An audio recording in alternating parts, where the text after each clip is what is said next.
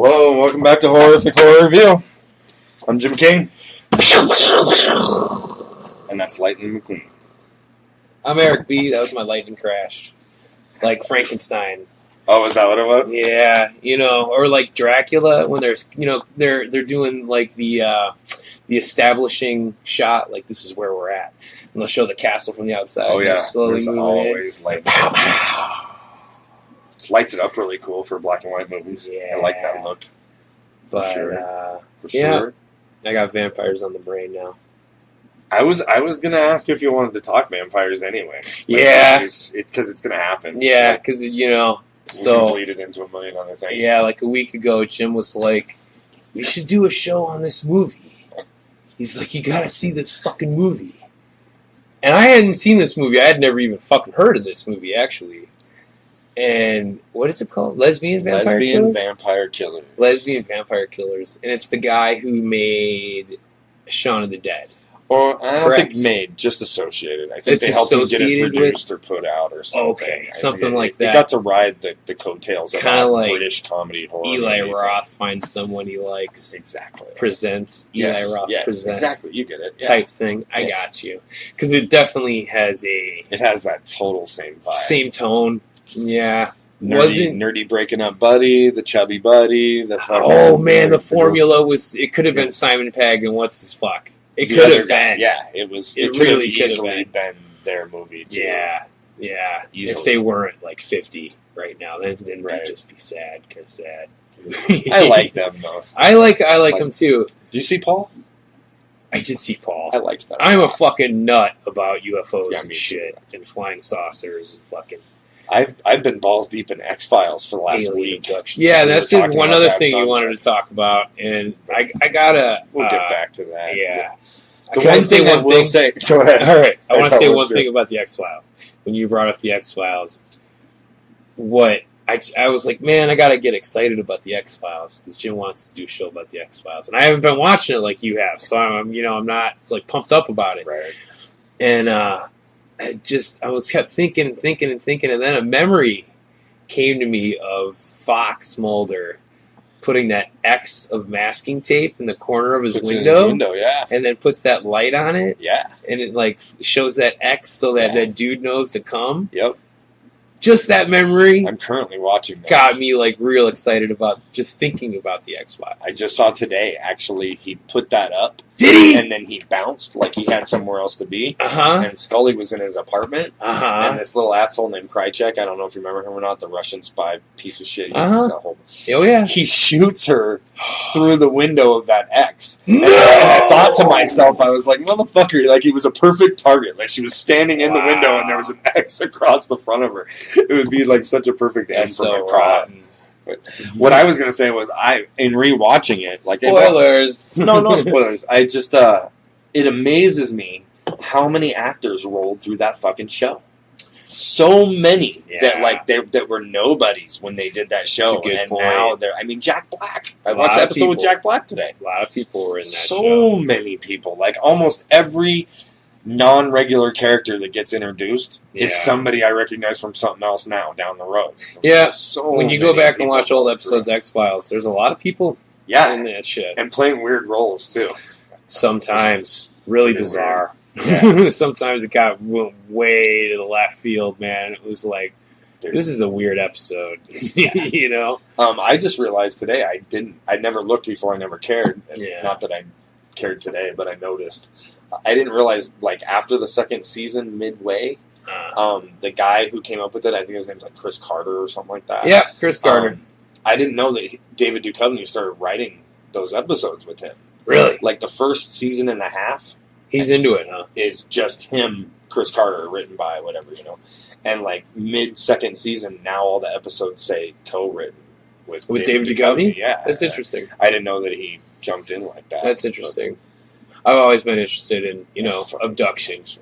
Yeah. Especially if there's anything about that phenomena that really gets my goat, it's the abduction part. Dude, that shit's crazy weird. Some scary fucking stories, I just watched the episode where, Fuck you know how Scully got that metal thing put in the back of her neck. Like after she got the, I just saw the episode where she was setting off the super sensitive government metal detector. Okay. Like, she hadn't set anything off before, but she was going into, like, the high administration building, whatever, and had to go through this thing.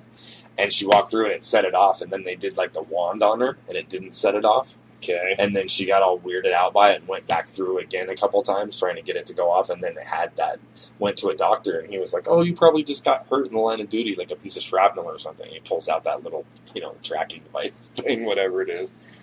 I love that show. I could talk about that all day. But anyway, so Lesbian Vampire Killers, I talked you into watching it. Well, see, now you got me thinking about implants, though. X-Files aside, the quote-unquote reality of the situation. People with, like, this... Have you ever seen anything about these things that they pull out of people? No. How they're basically impossible. These things that they're pulling out of people. We can't make them. We can't make this shit. Like, it's really weird, man. Yeah. You can get me conspiracy theory all day. Like, everybody's scared of the implants or eventually getting barcodes and all that. We're doing it completely willing with our phones every day. I don't need a tracking device. I carry it willingly and I pay the bill. If you were to ask someone, it checks me in everywhere. Hey, we're going to fucking inject you with this thing and we're going to know where you're doing it, where you're going and what you're doing. I'd freak the fuck out. I would freak the fuck out. But I'll pay a monthly bill for that. We pay our own... Pay for our own slavery. I've invited every possible wave of technology into my home. I have Amazon Echo Dots and shit. I mean, I don't have much. I watch YouTube. But if you lead the kind of life where you're worried about that kind of stuff, then you should be worried about that kind of stuff. I don't give a fuck if there's some asshole listening. To what I do in my house, I live in a major metropolitan city. There's no hiding for me. There's no hiding out in the shit either. Not really. No. I mean, not unless you're, fucking Rambo and you're out in the shit. But still. And who wants to live like that? You're still there. I don't know, man. There are some of those fucking guys, Rambo dude. covered in mud. There are some guys, man, who could fucking live off of shit and live in the middle of nowhere. Are you currently excited about the new Predator movie coming out? Okay, I watched the trailer last night, and I watched the trailer last week. Okay. And the reason why I watched it again last night was like, man, that first time around did not get me excited you? Exactly. at all. And then I watched it again the second time, and I was like, man, it's even worse than I thought. This looks really fucking boring. Right. I was like, there's no... like, it just didn't do nothing. It did nothing for me, dude. It gave literally the same feel to me as the new Aliens movie. That Alien Covenant, whatever it was. Oh, like the Prometheus and Covenant and shit? No, Covenant. Prometheus was awesome. Just Covenant? Yeah, really? I had no interest in that. You like Prometheus, but you didn't like Covenant? Yeah, no. The new one. Really? Really? Well, I think it's just the continuation of David's. Did you see it? No. Oh, dude! No, if you like Prometheus, I did. And if you like Prometheus because of David, no, you didn't like the David character. He's a douche. Yeah, he's a fucking insane douche. Yeah, like he's people are douches. Like people, exactly. And he's like it's oh man, it's a cool story. It really give it a shot. Fuck the alien shit. It's interesting. It looked very Sci-Fi Channel bad. No. It's well, trust me, it's a lot better than you think. It really is. It's not. It's not Prometheus. I talked you into watching this. It's not Prometheus. Okay, yeah, we need to talk about this fucking movie, this lesbian vampire movie. It's got good gore, man. Doesn't it though? It's got really good gore. There's a lot of farty, sloppy, shitty. I don't know if you watched it or not with subtitles. I'm a subtitle guy. I didn't. I do like to watch things with another subtitles, element to it. A lot of the sounds that you hear, like during the deaths and stuff, I didn't realize from audio. Yeah. But seeing the subtitles, it says "creature farted," farted as it dies. Yeah, slight breeze of breaking wind. I caught as the vampire because it is a dick and fart joke movie. Oh, it's such a dick and fart joke movie. It is like me. It's definitely a step below Shaun of the Dead. It is. In production and almost every writing. It's fun. It is fun. The characters really made it. Well, what's his fuck was why I kept watching the fucking movie. The happy chubby guy that has his own show now. James Corden. I watched him rap battle Dr. Phil on Facebook like 2 days ago. It was fucking hilarious too. It was great. So James Corden plays Fletch. And his name alone, like Fletch, the chubby buddy, good time buddy, kind of a fuck up buddy. Total fuck up buddy. That's, I love how they started out with him as he's getting fired from being a birthday clown. He's like, I hate kids. And they're like, it's a prerequisite it's for the job. prerequisite for the job. You knew that. He's like, maybe I could just be a clown for adults. Right. You're fired. Right. He's like, that's how the movie starts off. And he asks if he can keep the suit, too, which is odd. Hunka, out the door. Also, yeah. So it starts out, the typical two buddies, and the other buddy's getting broken up from his girlfriend again. And they're at the Winchester. Basically, right? Right? Yeah. They're throwing back some pints and whining. 8 pints later. And decide to go on a vacation. We'll go hiking. The chubby buddy wants to take him on holiday because he just got dumped. He's like, let's go here to this beach. We'll go there, get party. We'll get some fucking fanny, blah, blah, blah. And dude's like, we'll go hiking. And it's like, that's like hell to this other guy, fucking exercise in nature. He's not about it. At all. He brings beer. That's really it. Yeah. And he's walked like 300 feet. And he's exhausted. And his fucking blows. Yeah.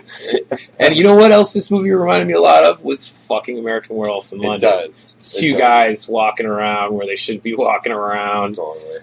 Especially once, what did it for me was when they walk into the local bar, the local tavern, where jokes ensue. A lot of some of the funnier jokes he tells were near and about that bar. But yeah, it reminded me a lot of American Werewolf in London. Yeah, in spots. And I love how they're like, you can go stay at this hostel, and there's hot girls there, and you can stay for free. Yeah, yeah. Like, how you could not get a bad vibe from that from the get-go is beyond me. But I gotta mention something about this movie. When you told me to watch it, I didn't look up anything about it. Okay. I just started watching the fucking movie. You didn't rock a trailer or nothing. And I usually do. I usually research it before so I know what I'm getting into. Right. This nothing. I didn't have time. I just threw it on. I've been fucking busy. And it's the main story, Carmilla, that fucking vampire. Dude, no fucking... It's like the Dracula of chick vampires. Like, totally. She's in a million vampire fucking movies and shit. Right from the get with that story. I was like, oh, and that's, I think the last of the novel, Carmilla, predates Dracula, I believe. I think it does, by like a good 50 years or something. And that's what that story's about. It's about a vampire who, lures young women, with her sexuality. Yep. And it's like, it was radical for its time. Still even now, but especially then, 1850 or whatever, whenever this book was written. Holy fuck. Lesbian vampires. Hammer did a movie about Carmilla. It was called The Vampire Lovers, I think. I think that was it. It was a way to have gore and booze. Something. Oh man, yeah, a lot of that. Gore and booze. Yeah. But this one was way gorier. Way gorier. So much fucking slop. Yeah. Fucking wet, pukey fucking gore. A lot of it. And they kind of, these vampires, they're kind of like the vampires from Dusk Till Dawn, in that it's real easy to puncture these ladies. You could just take a stick and ram it through them. Yeah. I dare you to take a stick and ram it through some girl, even some skinny little fucking waif of a chick. You're not jamming a stick through them. You know what I mean? Right. You're just not. Right. And yeah, these women are very easily punctured and Fragile. fall apart and explode. Turn into goo. They turn into fart juice. It's pretty fucking gross. And then blast into a big happy ending thing. And puke all over you. Yes. And then there's the dick handle sword. The sword with I love that scene when they send the fucking chubby guy down to the grave, and he's cracking up, and he's just laughing, and the vicar, the priest, is like, "What's so fucking funny?" And he can't stop laughing, and he brings up this sword, and the handle, it's like a silver dong, and he's like demanding that he just at least admit it. Just admit it. It looks like a dick, right? Come on. And that guy has a daughter turning 18, and he's trying to stop all this from happening. Because she's a virgin. It has something to do with her being a virgin, right? All the women in that village turn on her 18th birthday. Oh, okay. So she's turning regardless. I don't remember that part. She did, yeah. Okay. Our chubby sidekick ends up killing her. I gotta mention Paul McGann plays the fucking vicar. Okay. He's awesome, and he swears constantly. Paul McGann plays the vicar. Paul McGann played Doctor Who one time. Okay. Once. Not a Whovian. In the American TV movie. Oh, they tried to bring... Horrible. It's really bad. It was made in the 90s. Oh, it was so bad. They put Doctor Who on a police motorcycle, like a fucking American action hero. Nice. Not cool. He's an intellectual. T.J. Hooker did? Oh, big time. Big time T.J. Hooker. That's perfect. That's the perfect terminology for what they tried to. They tried to T.J. Hooker Doctor Who, and it didn't fucking work. That's so horrible. That's so what they did, man. Oh my god, that's awful. That's fucking horrible to even think about. Yeah, he was good in this. He was. He was good as Doctor Who too. It was just a bad movie, but yeah, he was really fucking. What's that sound? Fucking it's Amanda. Without headphones. Son of a bitch. I was like, what the fuck is that? Is that my phone? Fallout Shelter. Yeah, dude. This was a fun movie. I liked it. I'd watch it again.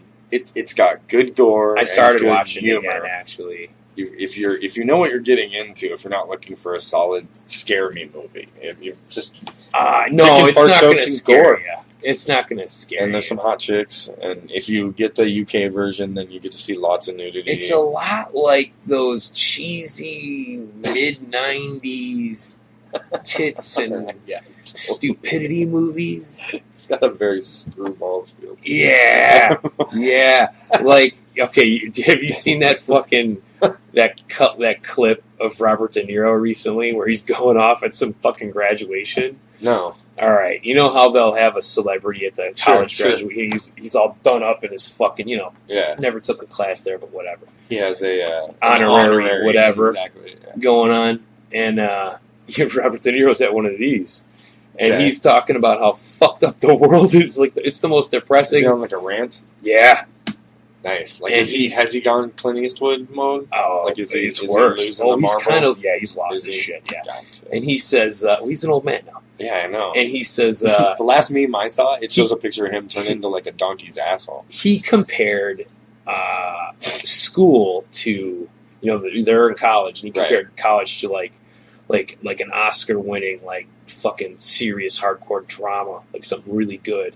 He's like, but you're graduating into the real world, which is more like a dumbass screwball fucking comedy. Like, you're fucked. It was like, whoa, this movie's the dumbass screwball comedy. You're Van Wilder for sure. It is. For sure. It's you can't take even a moment of it serious. Like, even the monsters have great cheesy one-liners. It was pretty good. Yeah, it was a cool movie. But I love how the first time they see the vampires, they're like in that line, and he's like, vampires? And then the lesbian vampire poofs behind him. It's just like, lesbian vampire. Yeah. And that guy's all pissed. He's like, even dead women don't want to have sex with me. It was pretty cheesy. It was. But a good time. It was. I don't know when recommend it. Do you know when this movie was made? Like, how old it is? I'm going to say 2010, but that's just a guess. That's probably right. I'm guessing right around the era of what I was doing with my life at the time, anyway. Oh, is this you? So you know this movie from when it came out? Time? Yeah. Oh, yeah, 2009. Yeah, see? Oh, wow. See, I've never even fucking heard of this movie. Yeah, I saw it when it came out. I was going to say, that dude James Corden looks like a lot younger in this movie. Yeah. You know, 10 years ago. Yeah, it's a long time ago. Yeah. Fucking, he's like, the American version is stamped 2008, 2009. And it took it a year to get here, Right. But yeah, vampires are cool. It was my I saw it roughly after I saw Shaun of the Dead. It was in the same time frame. Yeah. Within a year or two, anyway, I guess. Right on. It was good times, yeah. And I had to force you to watch it. I don't mean force, but you know what I mean. Like, no, it wasn't. I hear you. It wasn't heavily advertised. I'd never heard of it. I'd never heard of this movie. I'd never heard of this movie. It was. It fell in the lines of like that movie Drawing Flies and Bubba Hotep. It was like you got to hear about it from somebody. Drawing Flies is like super underground. No one's right. No one. This like at least some people know this movie. No one. I'd never heard of that fucking movie. You got to dig deep into the View Askew fucking catalog. You do to find the drawing. Yeah, flies. Man, no fucking shit. I love Mosier. I love fucking Mosier, dude. See him screaming at a bunch of full-grown men in diapers. Too funny, man. So I know this like probably. For me, it got the vampire juices flowing. Yeah. It made me want to watch other vampire movies and shit. I did, yeah. I figured. Yeah. So, where did this take you? Well, I immediately put in Dracula Prince of Darkness, which is the third sequel in the Hammer's Dracula series. Christopher Lee? Yeah, it's it's the second one to star Christopher Lee.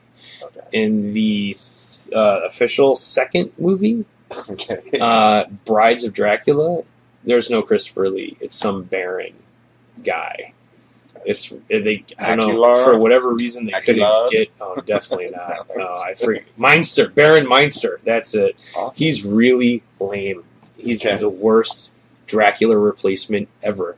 That's not the one I watched though. I watched Prince of Darkness. It's pretty fucking. Christopher Lee has no lines in the movie.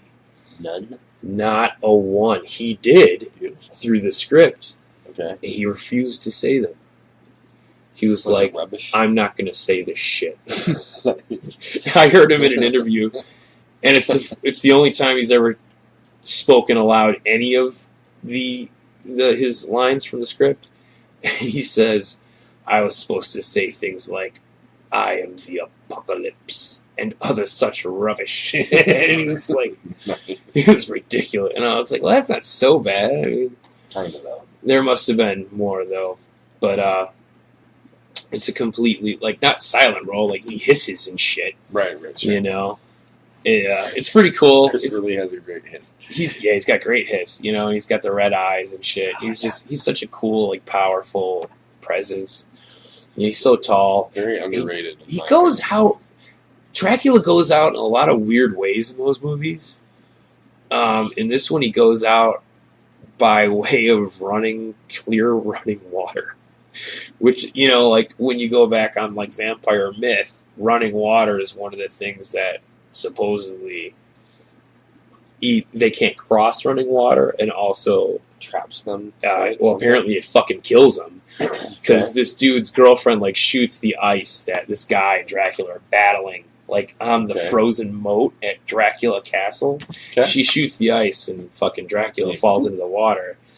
And that is enough to kill Dracula. The deal, huh? Yeah. Interesting. And he's frozen in it. They bring that up in this movie, actually. There's a part where they hold the hot girl in the shower. Yeah. See, no, I thought that was running water. He's left holding the... I thought it was the silicone titties. I thought it was because he blessed the water initially. It was. Like he did like the. He made the shower into holy water. Right. That's what it was. That's what I figured. Yeah, I figured that out the second time I was watching. Just melted her. I was like, the first time I watched it, I was like, it's just because of the running water. Because there's actually a scene in another Hammer movie, Dracula 8072. That's going to be playing at the film bar. At the film bar, yeah. There's a scene where I think Peter Cushing forces a vampire by cross into the shower, and he turns on the water, and it just that is enough to kill. Apparently, you can kill a vampire with your shower. Huh. So what if it's raining? You stay home that night? Running water. I get, in theory, there's a lot from region to region. There are a lot of different. He has to go out like a bitch so many different ways sometimes. I like the traditional stake through the heart. That's my favorite. It's solid. So. Sunlight's pretty good. That's how he went out in the first Hammer movie. But he has to, it has to be. I hate the ones like Count Alucard, whatever, when he goes out, like the sun comes up over the hill and he's like, "Whoa!" and goes invisible into a skeleton. You know what I mean? I need him to like start to burn, get a sunburn, catch on fire. Like it needs to be long and drawn out. Like they need to be able to crawl away from that shit. Yeah. Hide under something. Yeah. Like, they can't be that goddamn weak. Like yeah, exactly. Like like initially they need to be like going, "Oh, it's getting fucking hot. It hurts." Yeah. Or if you had that symptom, you would have things. You would always wear long sleeve everything. Mm-hmm. You'd have a fucking hoodie. You'd have gloves. Mm-hmm. You would prepare way more if it was as easy as that. If it was as easy as that, you better believe or running water. Fuck, man. They'd be living in the middle of Africa. Yeah. Whatever. Avoid that shit. Yeah. There's There's lots of backup stuff. I like you back up from the cross, they back up from the garlic. A lot of shit. They have a lot of weaknesses. Get the fuck back shit. Yeah, that's the thing about vampires, is they have these strengths, but they also have these obvious weaknesses that kind of make up for their strengths in some ways. Right? Do you know what I mean? And it seems like the older they get in the stories, anyway, in the movies, the more vulnerable they are to these weaknesses, or the less like a Vampire Hunter D. That girl has like that necklace with the cross on it, and the dude's like he flicks his finger. He doesn't even touch it. He flicks his finger and just drops it off. Right. It depends on what mythology you're like. You could tell it was a problem. But he had the power to like remove it from her from 50 feet away. Right. Yeah. And I've seen it go. I remember in True Blood, it was like the older the vampire you got, the more the more shit bothered you. Do you know what I mean? All I'll say about True Blood is they had a really cool beverage line where you could buy like typo negative fucking. I ain't drinking any of that shit.